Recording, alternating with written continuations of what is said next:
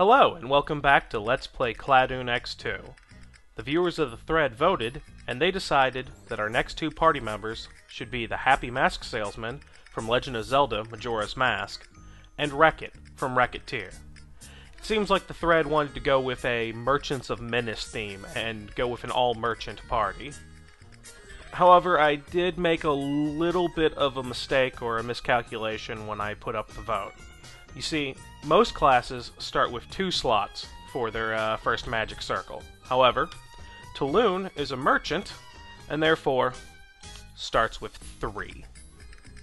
So, I decided to add the Resident Evil 4 merchant, the third most popular character in the voting, to our team as a ranger. So, what are magic circles? Magic circles, in short, are basically a blueprint for how our character will not only play, but for their general stats as well. Getting started with a magic circle is simple enough. Just take every single one of the character slots and place a sub-character of your choosing into them. You'll immediately notice that every character has their own HP gauge and will now act as a shield for your main character. So, with these 3 sub-characters, Cladun, now instead of having 20 HP, has closer to 80. Every single one of these sub-characters will need to be knocked out before Cladun can even take any damage. That's not all our sub-characters can do, though.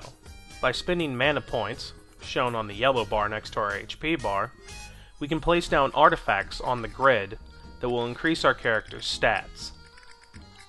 In order for an artifact to be activated, it must meet 2 conditions. First, the sub-character must have enough mana in order to actually use the artifact. If the sub-character does not have enough mana, the artifact will show up as grayed out. Secondly, the artifact must either be right next to the character that's using the artifact, or must be next to an artifact that has been activated by the character, as shown by the red lines in the artifact grid. If there is no intermediary artifact to place down, the artifact will also show up as grayed out. If we do not wish to place an artifact down, we can use a special type of artifact called Mana Plus artifacts that can be placed on any type of artifact square that will act as an intermediary and also give our character a little bit of extra mana. There are 9 types of artifacts in Cladun X2: HP, SP, Attack, Defense, Speed, Critical, Ability, 2 Any, and Growth. Artifacts, like equipment, can have titles applied to them. These titles can either increase the power of the artifact or decrease its cost. A very important artifact title to keep in mind is the joint title. Artifacts with the joint title increase the cost and the power of other joint artifacts when placed next to each other. So if we place 2 joint artifacts next to each other, they double the cost and power. If we place 3 next to each other, they triple the cost and power, and so on. If you place enough of these next to each other, you can get a very strong exponential effect, so keep as many of these artifacts as you can. Some slots on the grid, instead of having artifacts placed on them, can instead have passive effects when an artifact is placed next to them.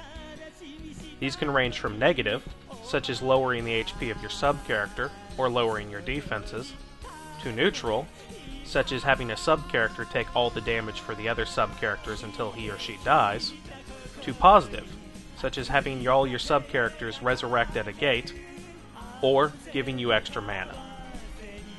Likewise, certain character slots can also have special abilities applied to them. This can range from giving all available mana over to another sub-character slot, to giving the job skill of the sub-character over to the main character, or even increasing the stat growth rate of the sub-character placed on the slot. All characters on a magic circle will gain experience in a dungeon.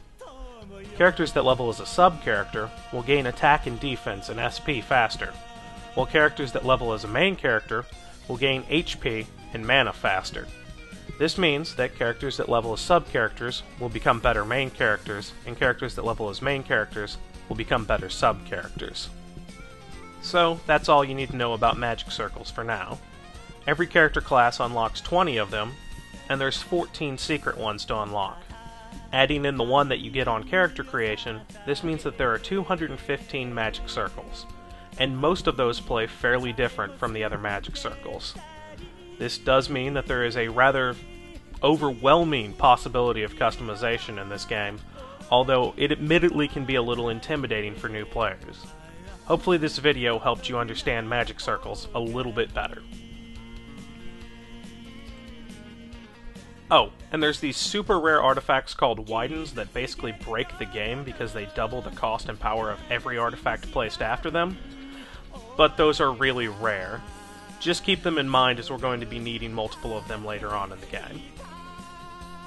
And with that ridiculously long tutorial done, we can finally head back into the dungeons with our new knowledge about magic circles and pretty much breeze through the next 3 or 4 chapters.